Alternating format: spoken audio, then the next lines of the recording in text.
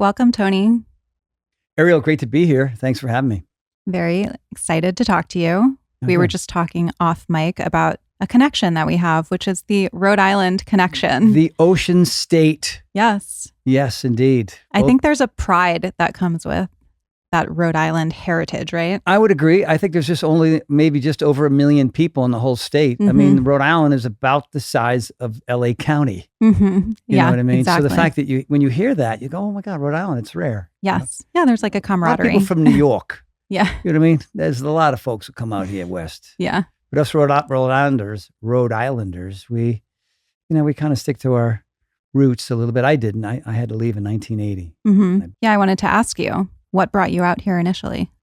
Well, I wanted to be an actor and a movie star, and I modeled a little bit, and I did some commercials, and I had some small parts in movies, and I took lots of acting classes, and I did try to do stand up for 2 years, and I was with Second City LA, which was sort of an offshoot of the Chicago version of that, and I was always, I liked humor. I had a speech impediment as a kid, so I used comedy and humor as a way to kind of cover it and mask it, and so learning lines was a way to sort of, take on another character, not have to worry about my stutter, my stammering. It was actually called cluttering.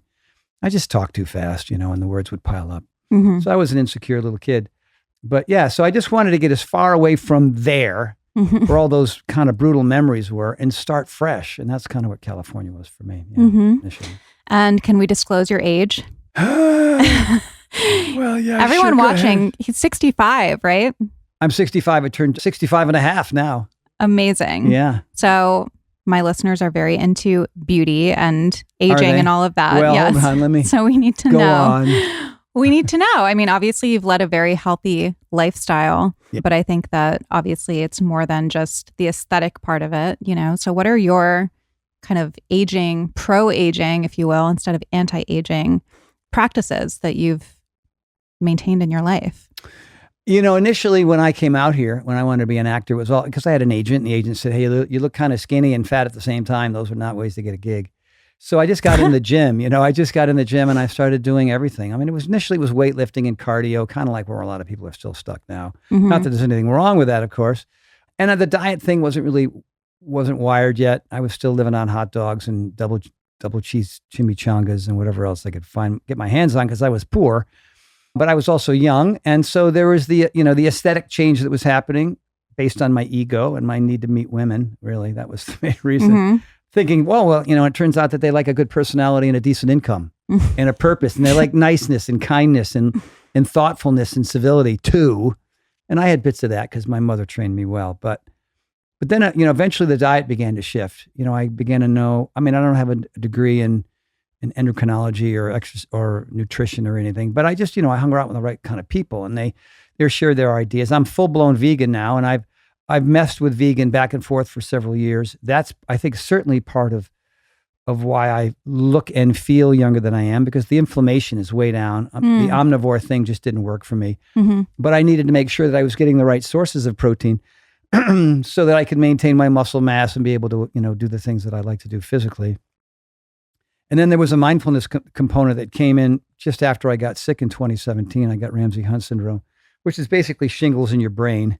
A lot of places to get shingles, but you don't want it in your brain. A lot of vertigo, right? Yeah, it's called bilateral vestibular hypofunction, which is vertigo. I like to say that in otorhinolaryngology. Those are words I like to try to use wherever I can, even though they don't apply half the time. But you know what I mean? And my sense of humor had a lot to do with it. To, not taking life too seriously, keeping my expectations down, being consistent was really important with my diet, with my mindfulness practices, with my exercise. This morning I got up with about my wife and 4 friends, and we did an 1.5-hour yoga practice. The flexibility aspect to growing older is super important. Balance is super important. Being able to move quickly, like martial arts and sprinting and things, whatever. Like I ski really fast and hard. And so that just keeps the synapses going, so I'm not only trying to work on the outside, but it's the internal organs that basically take you down, so my digestive system is clean because I have my own supplement line that was designed for me. It's got HMB and vitamin D3 and chromium for the protein. There's a product called Foundation 4 that saved my life. It cleaned up my leaky gut, which meant I had leaky brain. I don't even know I had that. So, it's that. And by the way, I get facials. I'm genetically a little gifted because I don't dye my hair. I dye my beard, but Wow. don't tell anybody. I dye my beard right here. Uh-huh. But my hair, this is my hair, man. I mean, it's freaky. All my friends, everybody says I dye my hair, but I'm sure I will eventually. Just presently, I don't. I feel very, so it is. It's consistency. It's accountability. It's having a plan. It's and always evolving. I think always evolving. Like my wife is constant. Try this thing for your skin. Try that thing for your skin. Use this scrubber. I mean, you need argan oil and black Jamaican castor oil for your hair. Oh yeah, okay. She knows. And that combination works. So I just staying curious and making, not getting attached to things that used to work that no longer do, but really, always being open to trying new stuff and the stress control is really important for me. I think a lot of people do everything right, but they're not dealing with their stress. They don't have a mindfulness practice. So, your adrenal glands are through the roof. Your cortisol levels are way high, and you age faster than you need to based on just not being able to deal with life. I think that flexibility component that you touched on is so important. And I know for myself, like earlier in my kind of wellness journey, I would say, I was counting macros and I was doing the same workout, high intensity, 6-7 days a week, and I was telling my body what it needed instead of listening to my body and listening to what my body needed. And that's something that we're going to get into today because you have this whole new program, around kind of utilizing hormones and different phases to, get the most out of our lifestyle. Yep. But I think that is a mistake that so many people make. They kind of have this rigid approach to what they're doing and there is no flexibility. And you mentioned even, people being stuck in the cardio and weight training cycle. So can you talk about that cycle and that rigidity? Well, when I first got into the whole fitness thing, it was back in college, in the 1970s, late 1970s. And we had not ellipticals, but we had Nautilus machines and dumbbells. And then you went either on a run or you got on a stationary bike or whatever it was. And that was the pattern. And you felt like, well, here I've made this commitment.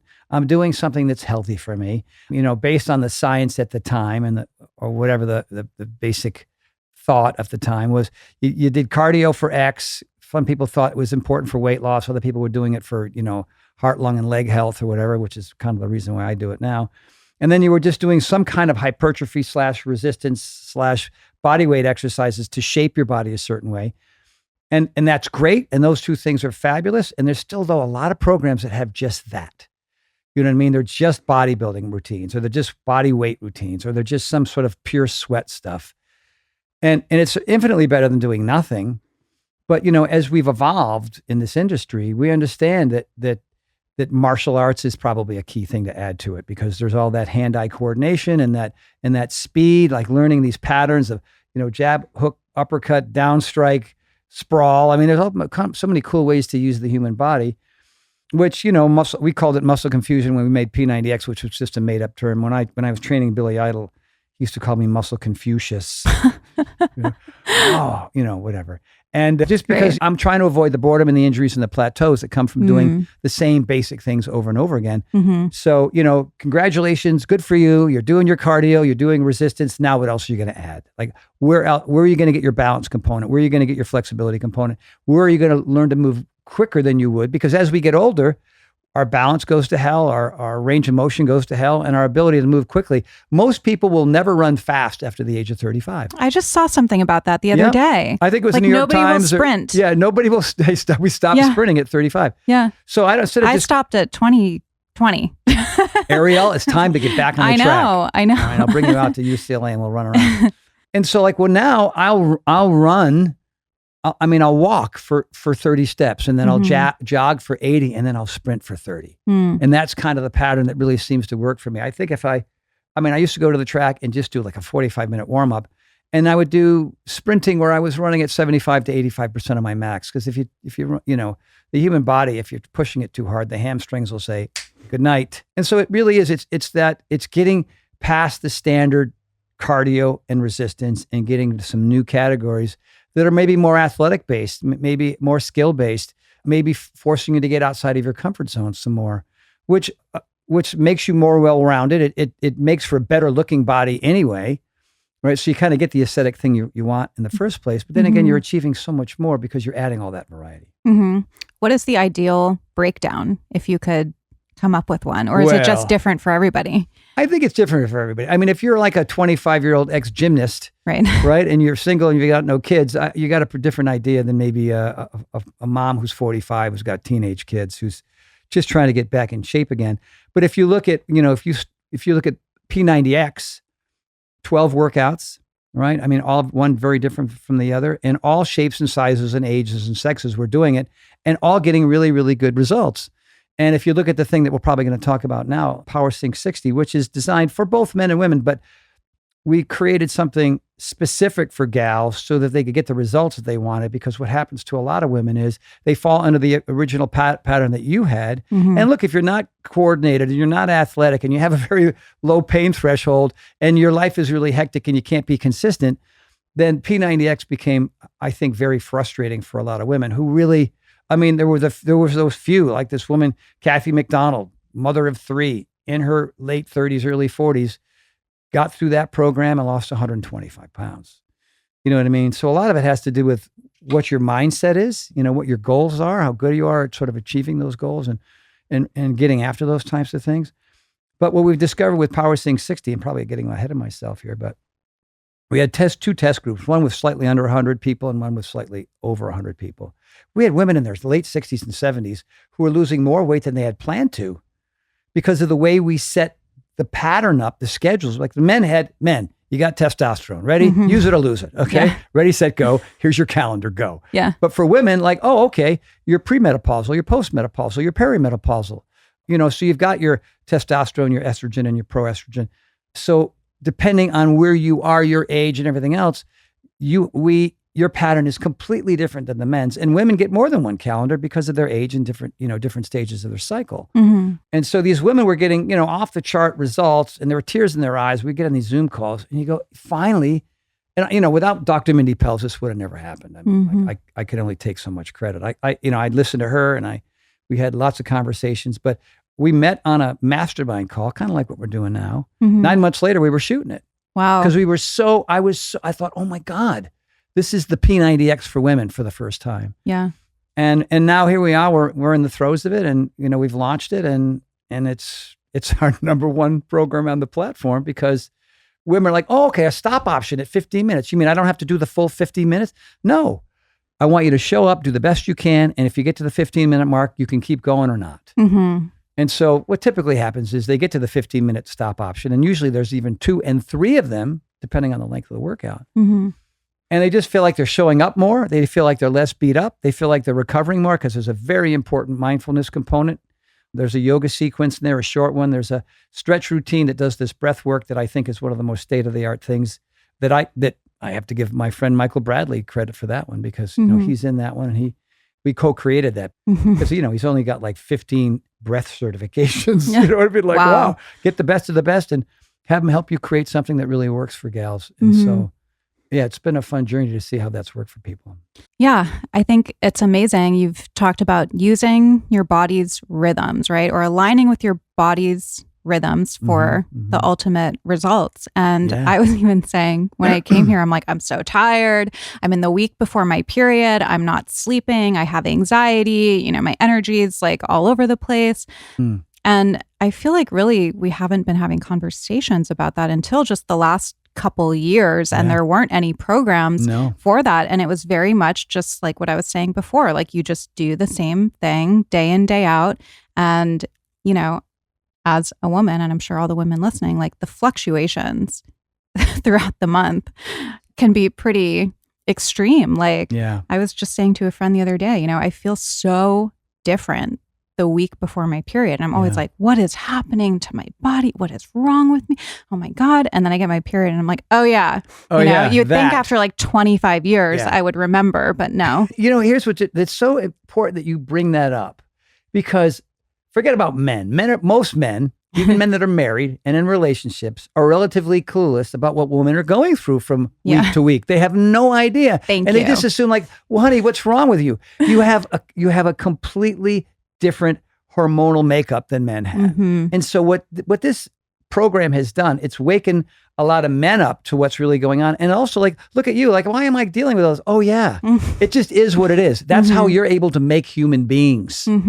That hormonal fluctuation allows you to make people. Yeah. All right. We don't have that. We lift things and we try not to, flip people off in traffic. Yeah. You know what I mean? So that's just a dude thing. But what's really great about this is, and it's odd, here it is 2024, and only now we're really focusing on this and seeing how important this is. And it's really helping relationships, for the first time. Like, oh, okay. Oh, I see what this program is. Oh, Tony Horton, I know him. I know him from P90X. Oh, he's worked with this woman, Dr. Mindy Pelz, who's written so many books on this. Fast Like a Girl is one of them, who's, New York Times bestseller. And so this is an education for not only for women to have a better understanding of what's going on with them chemically, but what they need to do physically to be able to see the results that they want, which will kind of help them balance themselves out emotionally, right? And then men get to see that, the husbands, the partners, or the boyfriends get to see that journey and go, oh, okay. Oh, I know where you are now in your cycle. Instead of like, everybody's got their arms folded and they don't really want to look at it and they want to pretend everything's going to okay. And they got to, whatever, take some pharmaceutical crap that the doctor gave them to hopefully balance things out. When in reality, you're discovering that you're the source. You're discovering really what's happening with your hormonal changes. And you get to now officially do something about it, I think there's hormone literacy, right? Yeah, and I like that even term. for myself, like I'm 38 years old. Really only in the last few years did I start to understand like what's really happening in the different phases of the cycle. Because I think, so many of us are taught, men and women, or the stereotype is that you just get a little crazy before your period, and that's it. But like, no, I mean, the week I can feel when my progesterone is like rising, it's the best. Oh my God, I get the best sleep. I feel like calm and grounded and natural. I know when my estrogen is higher, I have more energy, I'm more social, like all these different things. And it's so different throughout the different times of the month. And I think that this hormonal literacy was not something that many of us had, until recently. And where were our teachers and professors and where was that intel when we were little kids? You know what I mean? Like, oh, by the way, hey, this is what's coming. You know what I mean? And we're all kind of like sleepwalking our way through it and just kind of winging it from day to day. Yeah. And men have fluctuations as well. It's not quite as severe, but we have our own versions of fatigue for whatever reasons. And some days we feel like we can, conquer the world and lift whatever we want. Other days we just feel weak. And it's like, I think it's what it really does, which is really important. It makes us more self-aware about where we are chemically so that when we are struggling, we're not making comparisons anymore to what we used to be able to do and what we can't do right now and what our expectations are for whatever we want to do in the future. It's like, it kind of is what it is. I trademark a statement, a phrase, do your best and forget the rest, which is understanding that your best is just different from day to day. It could be any number of things. It could be atmospheric pressure. It could be your biorhythms. It could be your lack of sleep. It could be the fact that you had 5 pieces of pepperoni pizza the night before at 11 o'clock at night. I mean, there's just or whatever stress you're dealing with family and work and in the outside world.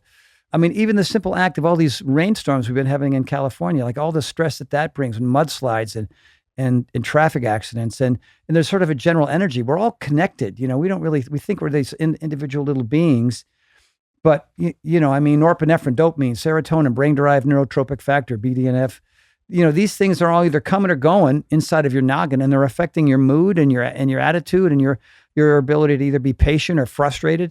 And there's a lot going on here, but most of us don't know a damn thing about any of it. And so like, why am I so sad? And why am I'm so happy, whatever. So we're using a lot of times coffee and drugs and whatever means to sort of mask what's truly happening inside. And so this program, this thing that we've created with Dr. Mindy Pelz, is just one step in helping people have a better understanding for, how to not only get in better shape for the first time, but help them kind of deal with life too. I love that. So can we go over some of the fundamentals of the program, like how to work with estrogen, how to work with progesterone, how that can impact your results, that kind of thing? Well, I can give you a general overall. Yeah. Because I wish Dr. Mindy was okay. sitting right here because, she's done all the work. Yeah. Well, you know, for example, if you look at the men's calendar, and if you look at any of the calendars that I've done over the last, I don't know, 30 years, oh my God, you know, there's a pattern where you have kind of intense either upper body or lower body exercise routines. And then you have either a mindfulness, yoga, meditation, stretch kind of routine. And you're also fluctuating between upper body and lower body, for example. I mean, P90X was, if you're going to do a chest and back routine, then you don't want to do a shoulders and arms routine the next day. You know, you want to make sure that it's just sort of cardio maybe on day one, yoga on day one, and then chest and back, shoulders and arms, like a bicep routine or shoulder routine or something like that. And that's the standard. For example, like on a Monday, if you're guys, and then I'll get into the what gals, how they would do it differently so you can make that comparison. You know, day one, a Monday would be a pure cardio routine. You know, a lot of variety, martial arts, jumping jacks, running in place, you know, lateral lunges, you know, something that has lower muscle recruitment, but higher heart and lung activity, with the legs obviously still have to be involved. And then the next day would be sort of an upper body thing. It could be shoulders and arms. It could be anything, chest and back. And then you're back to another leg routine, because the first day, the cardio routine wasn't huge. You're not doing deep squats. You're not doing plyometrics. You're not doing deep lunges. You're just moving your legs to get your heart and lungs working. But then again, of course, then upper body Tuesday, Wednesday would be, all right, let's get deeper into the legs. Let's do deeper lunges, maybe add some weights, maybe get up airborne a little bit, maybe some baby plyometrics. And then again, you want to leave that alone. You want 24 hours plus to let that kind of recover and heal. And then you're back to another upper body. And then typically on the next day would be working on flexibility, working on mindfulness, either through a stretch routine or a mindfulness routine or a yoga routine. And then, you know, days are off, or sort of an active recovery day, which is go for a walk, or, you know, just go ride on your bike. Don't make it, you know, a real fitness day. Just get out there and do something that's not just sitting on your butt. Right? Mm-hmm. And then that pattern repeats over and over again. Now for women, it would be different because, you know, and Dr. Mindy can get into whether it's progesterone or estrogen or testosterone.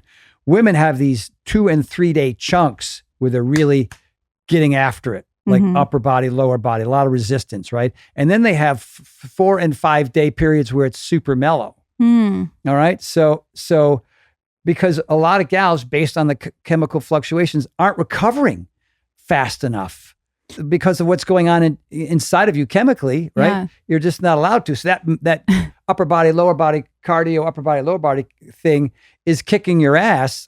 You know I feel like I'm having a revelation, by the way, because I was going to ask you, kind of as an aside, like I had a health thing happen last August. I had to take many months off. Also was having vertigo and some other things. Welcome to the team. Yeah. Thank you. But I've been having such a hard time getting back into it because I'm like, okay, I got to get consistent. And so and I cannot recover. Like it feels like I just can't recover like I did before. And I'll try to do 3-4 days a week. And then I'm just like dead.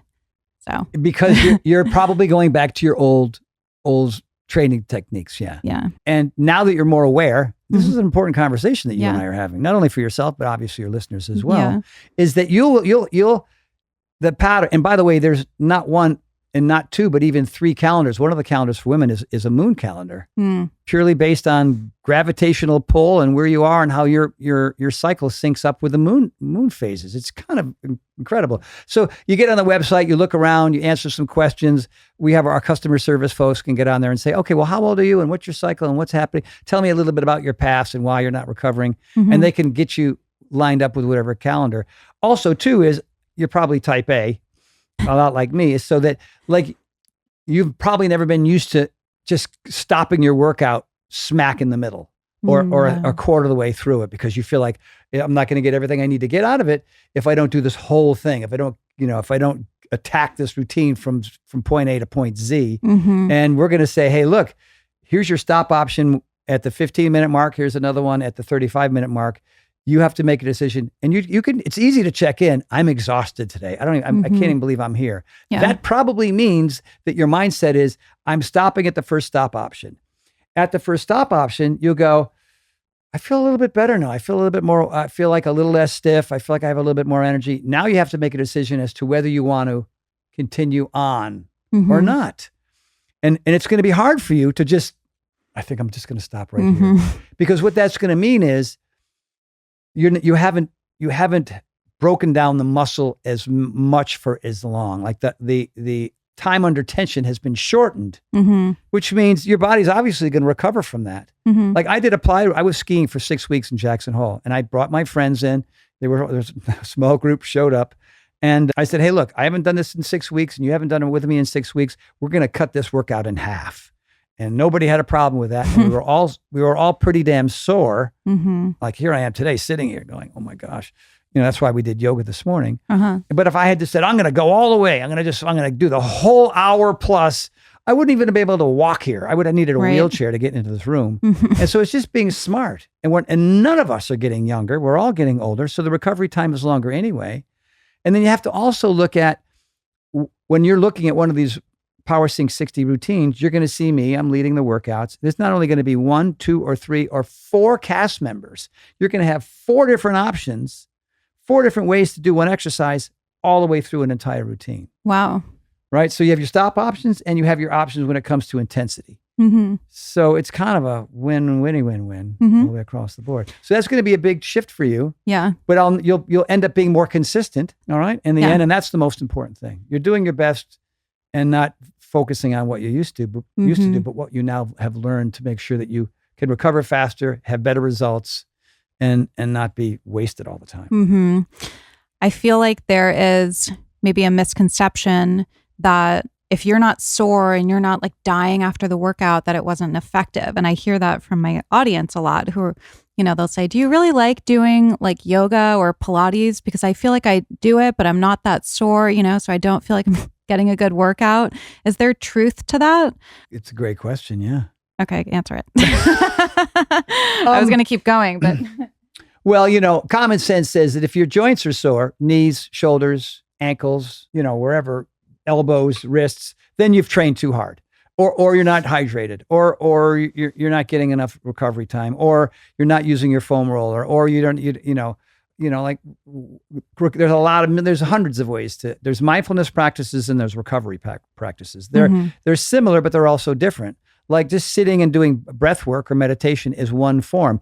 Getting in a cold plunge, not as pleasant, right? But 50 degrees for 3 minutes you get these super proteins that completely help you burn tons of calories and help your body recover in 3 minutes. It's super powerful stuff. I mean, maybe not high school, but any college, Olympic, or professional athletes, for as much time as they're actually playing their sport or training for their sport, they have almost that much time in recovery. You know what I mean? A lot of professional football players sleep 10, 12 hours because they're in a car wreck. LeBron, 12 hours. LeBron is amazing when it comes to how much sleep and how much recovery. You know what I mean? He's got every possible tool, and he's got massage therapists and cold plunges and infrared saunas and all of it, right? I mean, compression. What's that? Compression.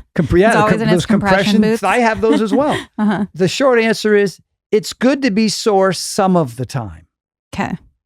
All right. But it's also important that when you're doing workouts based on your hormonal shifts and you don't need to go, full tilt from beginning to end, and you're stopping or you're modifying, you're not going to be as sore, but then again, you'll recover faster. And so it's just, it's being the tortoise and not the hare. You know what I mean? It's it's looking at the long term. People who did P90X, some of them got ridiculous results in 6 weeks. Some of them took two and 3 and 4 sessions. There was this woman, another Kathy, I don't know why, 5 foot nothing. She lost 110 pounds. Think about what did she weigh? She's barely 5 feet. When she started, now did she do what Dr. Mindy Pelz did? No, but she didn't do the whole routine because she couldn't. And she did Power 90, which was pre-P90X, 3 times. That's 9 months. All right. When she started, she couldn't do a single push-up. And then at the end, she could do like 10 or 12 push-ups on her feet, massive improvement. And she got P90X, modified the hell out of that all the way through, did that 3 times. And when I met her at a shoot, I thought she was one of the fitness models they hired because she was ripped. That's ripped amazing. from head to toe because she listened to her body. Like she figured out on her own. She would take days off when she wasn't supposed to. She would cut workouts short, even though, most people would have kept going. And I watched her do 10 clean, full range of motion pull-ups in front of me on a set. She couldn't do a push-up when she started, 9 18 months earlier. Mm-hmm. And the whole time her husband's like, why do you do this? And this is who you are. This is your genetics. And stop spending all this money. And now you're looking different. I mean, like a lot of it is your willpower, your determination, your desire to learn and grow and want to change and get out of the old patterns and maybe try some new patterns. Mm-hmm. I've heard you say that it's kind of genetics, behavior, and environment, but that you can actually override your genetics sometimes with your behavior. AKA epigenetic. So you got your DNA, your mom and dad had sex, they made you. And so if you behave like they do, if you're smoking and drinking and sitting around and not dealing with your stress and you have no mindfulness practice, then chances are that your life will be very similar to theirs. Mm-hmm. I look at a lot of my peers, a lot of people I went to high school and college with, they're done skiing. They done like, it just seems like way too hard. They're living through their kids and their grandkids now. And like for me, I mean, I'm close to retirement. I tell my wife, I go, honey, I think I'm semi-retired. She says, I think you're just being lazy. I go, oh yeah, okay. Well, call it what you want. I'm going to Jackson Hole for 6 weeks. Come and visit me. But I mean, I'm at that point now where I'm as or more flexible than I've ever been. I can't run as fast as I can. I used to be able to go and grab a rim on a basketball court. I can grab the net now. I mean, I don't work on jump strength, but I work on the speed, the balance, and the range of motion. And I also understand that if I have tons of variety in my fitness and I'm consistent with my fitness and I train with people who are younger than me, then I can defy the odds and do things completely differently. Everything about my lifestyle is the antithesis of how my parents were in their 40s, 50s, and 60s. I haven't had a drink in 30 years. I have no desire to put alcohol in my body. It doesn't. And when I did, I used to act like an idiot. And I used to feel like crap the next day. Like, why would I continue that pattern? I'm 10 years yesterday. Yeah. Are you serious? Give me up here. And I mean, like, whatever. If you had to go through AA to get there or whatever it was, for me, it was just like, I don't have an addictive personality. Yeah. I'm not wired that way. But it was in my family. We had alcoholism all through our family. And I go, okay, that does not serve me. Like for right now, if it's not jam-packed with vitamins, minerals, and nutrients, it doesn't go in. You know what I mean? Like I don't have cookies, crackers, and chips anymore. I cut that out about 2 months ago. I lost 12 pounds like this. I'm a little on the skinny side. I want to call it lean, but I don't have any inflammation in my knees anymore. I don't have any problems with my shoulders anymore. I don't have headaches anymore. I sleep like I go to bed. I put my head on the pillow and then the alarm goes off 10 minutes later. It's freaky. But I mean, there's a great documentary out now called You Are What You Eat. Like we're not talking about food, but obviously food is chemicals too. And if you're eating processed stuff, fast food stuff, things that are filled with fat, sugar, salt, and chemicals, which is almost everything now, well, no wonder, even with the right workout routine, if you're doing Power Sync 60 to a T, you have to also kind of look at what you're eating. And you have to also look at your stress. I mean, getting here today, I like getting to this room, I would have normally gone like, I'm parked over here and I'm in the wrong elevator. Where am I going? And now I'm late. And I'm just like, okay, I'll get there and hopefully we can still do it. And, it's like, because most people who are my age are probably suffering from what I call early onset curmudgeon disorder. Yeah.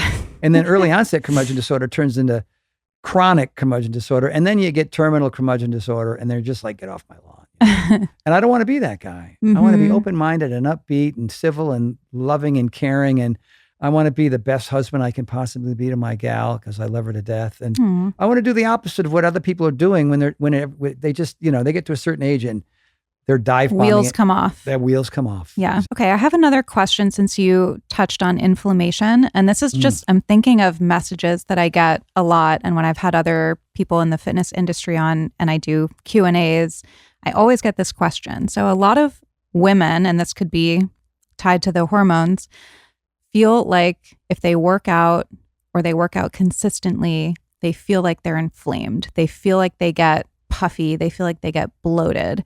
I mean, I'm sure, there's a lot of variables and bioindividuality and all of that. Yep. But can you speak to that at all? Is that something that can happen? Yeah, it certainly can. And of course, here's another thing too. Whether you're male or female, you're either an ectomorph, a mesomorph, or an endomorph, or some combination thereof. My parents are skinny people when they were younger. I mean, they weren't so much as they got older, and so, they made skinny kids. And for me, like when I was P90X, I was 180 pounds and it took a lot of energy and a lot of food and a lot of like extra work to get myself looking that way. But that's not naturally who I am. I mean, when I was skiing in Jackson a week and a half ago, I was 157 pounds. Wow. I'm already up to about 164, which is still a little bit light, but I feel really good. So I think if you have to kind of understand what your genetics are, I mean, some people, male and female, you know what I mean? They just look at weights and they start to get big. And so you have to kind of decide, you know, okay, well, do I increase my range of motion? Do I get away from weights and go into body weight stuff? Maybe I should be doing martial arts, yoga, and animal flow. You know what I mean? And get away from the weightlifting and the pull-ups and the push-ups and whatever it is if you're a female. And maybe, you know, for a lot of gals, they're doing cardio for all the wrong reasons. You know, they're doing it with the hope that they think that that's going to slim them down. And cardio cardio is part of the weight loss problem, part of the shaping problem. But it's not everything people think it is.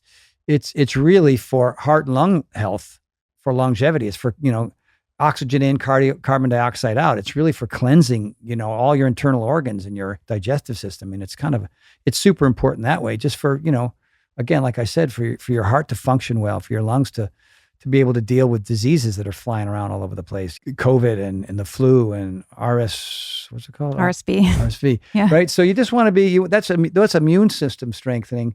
And here's the thing, kind of like what you were suffering from and what I did when I first started working out with, if what you're doing is working and you're seeing the changes that you want and you're not bloated, then you're probably on the right track. Yeah. If you notice that you're doing things, here's the thing, like I'm scheduling this stuff and I'm doing this stuff and I'm committed to this stuff, but I don't like what's happening here, then you got to get new stuff. You just got to change it completely. And so that's hard sometimes, especially when people have made such a strong commitment to something.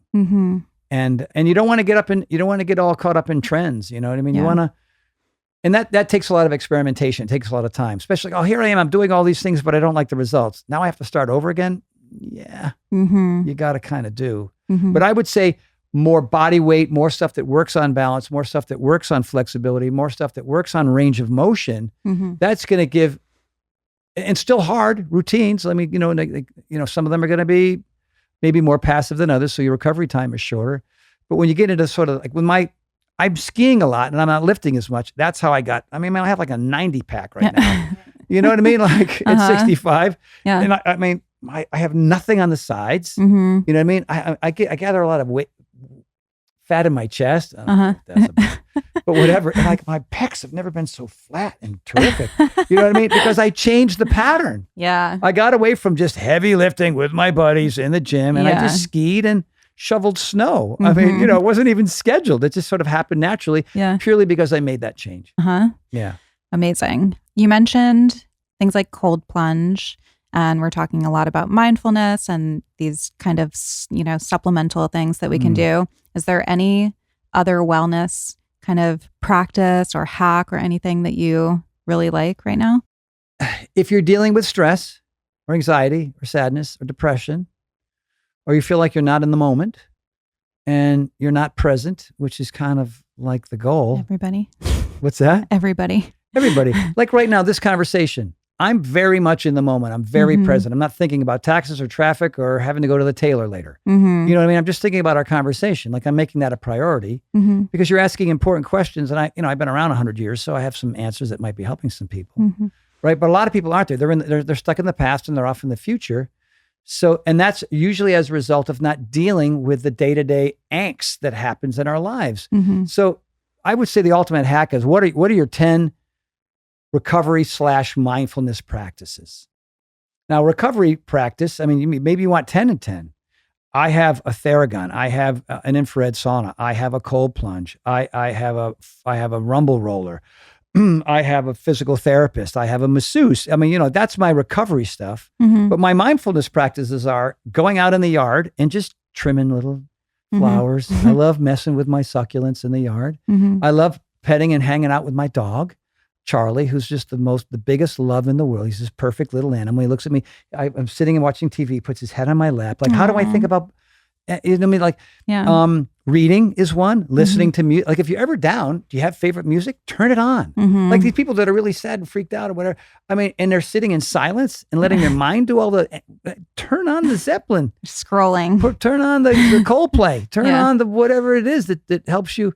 So Get a piece of paper, get a pen, and write down 10 things that help you be in the moment, help you be present, help you relax. Obviously meditation is one of them. Mindfulness is, breath work is another one. Mm-hmm. Hanging out with my wife, just or taking a nap.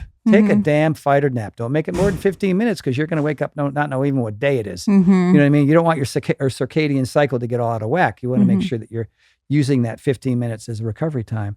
And I think that's the reason why. I remember when Elmo, about 4 or 5 weeks ago, asked how everybody was doing. Oh, yeah. And everybody, he's like 40.5 Thanks for asking, Elmo. million. Life is horrible, Elmo. Life is like, oh my God. Yeah. And I wrote to Elmo, I go, hey, you know what? I feel like I'm doing the right things, Elmo. I've got my mindfulness practices. Not every day is perfect, but I feel bad that so many people are suffering like they are. And I just feel like, hey, man, it doesn't have to be this brutal. Yeah. And a lot of it has to do with not letting the pendulum swing the other way. Mm-hmm. Right? Everybody's over here in 5th and 6th gear all the time. Yeah. Even when they're in bed. Yeah. Like they have crappy mattresses. They have, 14 thread cotton sheets. Where's the bamboo? Change the pillow, right? Make it a sound machine, whatever. Get your TV out of the room, get your laptop and phone out of the room. You know what I mean? Like this is the number one recovery mindfulness practice is sleep, and people aren't getting good sleep. Mm-hmm. And if that ain't right, then your whole day sucks. And that pattern makes it worse and worse and worse. The cortisol levels are through the roof. The adrenal glands are bad. And then all of a sudden you got Parkinson's or Alzheimer's or pancreatic cancer. Mm-hmm. That and a good diet and regular movement and really cool, fun friends that you're just like inspired by who make you laugh. Amazing. And Power Sync 60, and you're good to go. Amazing. That's the formula, everybody. There it is. Amazing. Well, tell everybody where they can find you and where they can find the program and all of that. Well, I've got a supplement line, so you want to go to that. You want to check that out because, good protein, good greens, good recovery, good electrolytes. I mean, this is stuff that was all custom made for me. MyPowerLife.com. It's called Power Life. We're really proud of it. It's doing really, really great. That's great. Also, if you want to know where I am and what I'm doing, like I had a yoga retreat in Jackson Hole a few weeks back. I've got another one in Mammoth in April. So you go to TonyHortonLife.com and just check. You can get t-shirts there, my t-shirts and whatnot, and find out where I am and what I'm up to. That way you can sign up for the newsletter. And then if you want to know more about Power Sync 60 and Power Nation, you go to PowerNationFitness.com. And there's my program, P90X was 12 workouts. My Power of 4 is 24 routines. Power Sync 60 is 11 routines and it's 60 days. And it'll blow your mind. And there's other trainers on there because I wanted to do what Beachbody did for me for other trainers because there's so much great talent out there and they're all on my platform. We're shooting a all dance routine with our friend Heather. You guys could be twin sisters. It's kind of crazy. And she's just fabulous in it. And we're going to shoot that in April and that'll probably launch sometime in July. So incredible. Yeah, that's how you find me. We'll link everything in the show notes too. And thank you. Thank you so much for coming on. This was so fun. Arielle, I'm glad I'm here and I had a blast.